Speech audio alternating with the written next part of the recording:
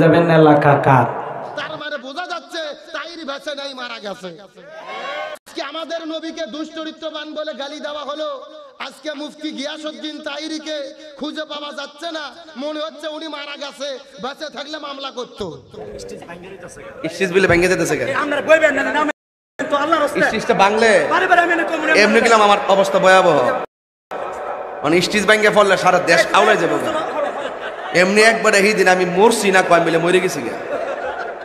ফেসবুকে লেখছে তাহির হুজুর না ফেরার দেশে চলে গেছেন, আল্লাহ ওনাকে জান্নাতবাসী করুক। হ্যাঁ আমার বাস এখান থেকে যাক দোয়াটা ভালোই করছে, জান্নাতে যাইতে গেলে তো ভালোই। কিন্তু তুই যে আমার যে জিনজিন অবস্থা মারলেছ ফেসবুকে, এইটা হইন না কত মানুষ আমার ফোন দিতেছে। একবার আমার ফোন দিয়ে হুজুর আপনি বলে মারা গেছেন।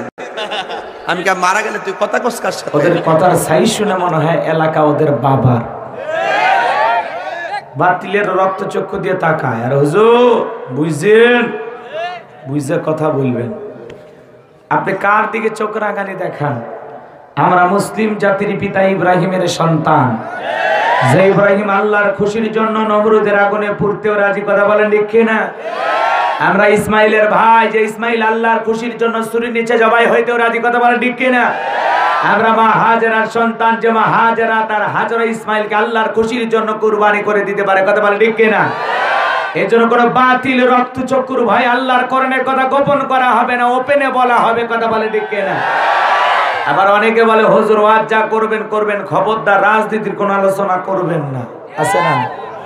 বলেন তো আমার বাড়ি কোন জেলা?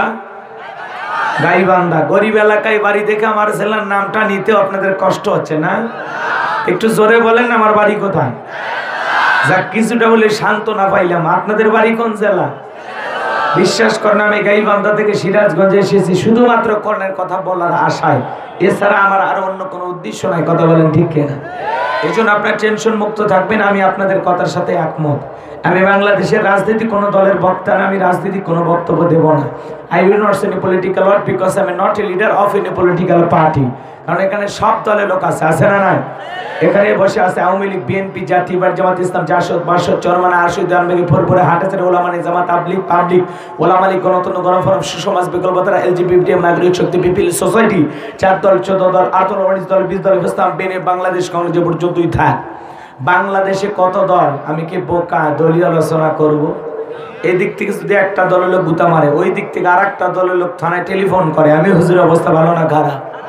আর আমি গাইবান্ধা থেকে আইসা সিরাজগঞ্জে রাজনীতি করে কোনো লাভ আছে? আগামী নির্বাচনে এই এলাকার মহিলা মেম্বার পদে দাঁড়ানোর কোনো চান্স আছে? আমি কেন এখানে রাজনীতি করব? এই জন্য আপনার টেনশন মুক্ত থাকবেন। আজকের মাহফিলে বাংলাদেশের রাজনীতি নিয়ে কোনো আলোচনা করা হবে? জোরে বলেন, বাংলাদেশের রাজনীতি নিয়ে কোনো আলোচনা করা হবে না। তবে হ্যাঁ, আমি যদি কোনো রাজনৈতিক বক্তব্য দেই, এই পৃথিবীর শ্রেষ্ঠ রাজনীতিবিদ, শ্রেষ্ঠ রাষ্ট্রনায়ক, শ্রেষ্ঠ রাষ্ট্রপতি, শ্রেষ্ঠ সেনাপতি, শ্রেষ্ঠ বৈজ্ঞানিক, শ্রেষ্ঠ দার্শনিক, শ্রেষ্ঠ বাবা, শ্রেষ্ঠ নানা, শ্রেষ্ঠ আদর্শ, শ্রেষ্ঠ মহামানব রাহমাতুল আলামিনের মদিনার আদর্শের রাজনীতির কথা বলবো। কথা বলেন ঠিক কিনা?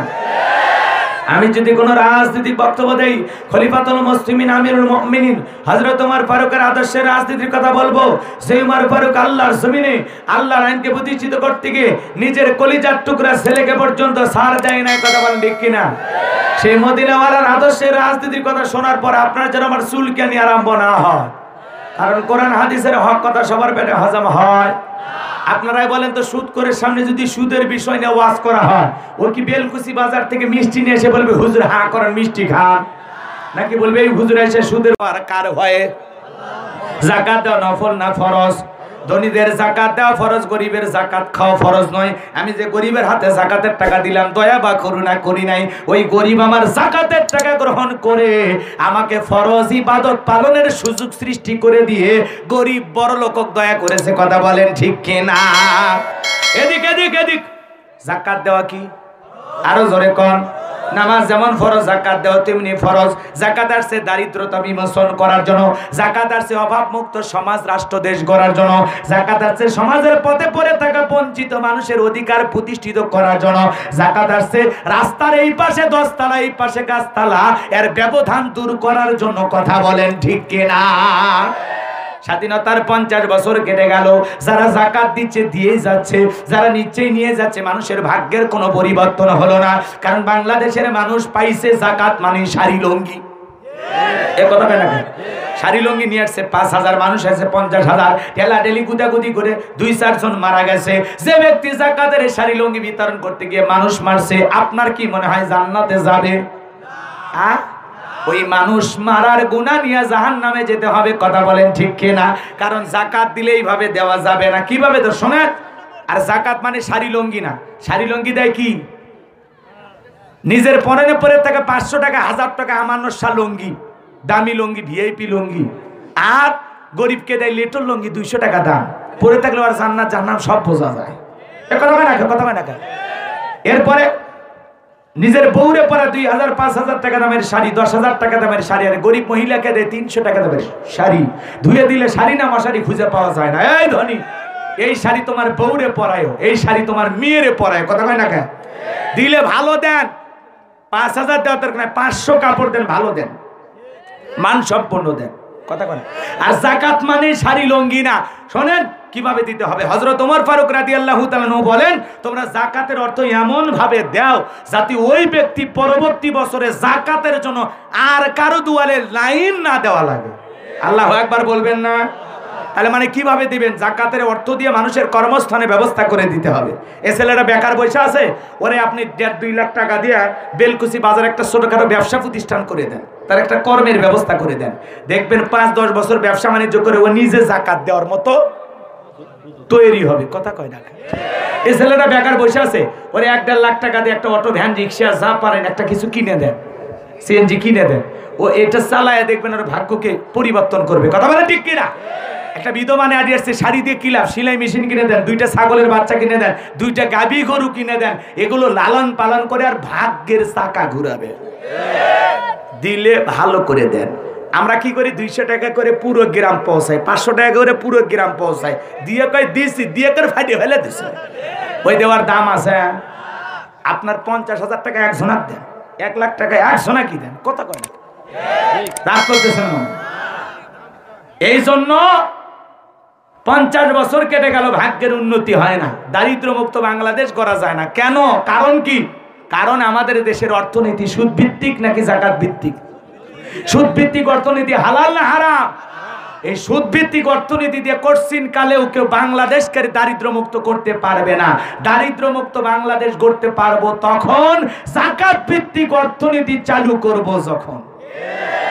যাকাত ভিত্তিক অর্থনীতি যদি চালু করা যায়, শোনেন, সুদ ভিত্তিক অর্থনীতি হারাম আর যাকাত ভিত্তিক অর্থনীতি করা ফরজ। শোনেন শোনেন, একটু শোনেন, 2-3 মিনিটে শেষ করে দেবো, কষ্ট দেবো না, নড়াচড়া করিয়েন না, একটু শোনেন।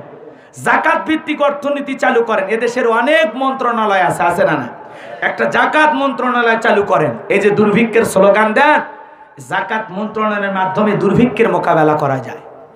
কথা কয় না কেন? শোনেন শোনেন, এদেশের বিজ্ঞ ইসলামিক স্কলার, দিনের দায়ী, বড় বড় আলেম ওলামা যারা আছে তাদেরকে দায়িত্ব দিতে হবে। যাকাত মন্ত্রণালয় পরিচালনার দায়িত্ব তাদেরকে দিতে হবে। তারা কি করবে? এদেশের সমস্ত ধনীদের তালিকা করবে, তালিকা করে তাদের কাছ থেকে যাকাতের টাকা কালেকশন করবে, যাকাত আদায় করবে।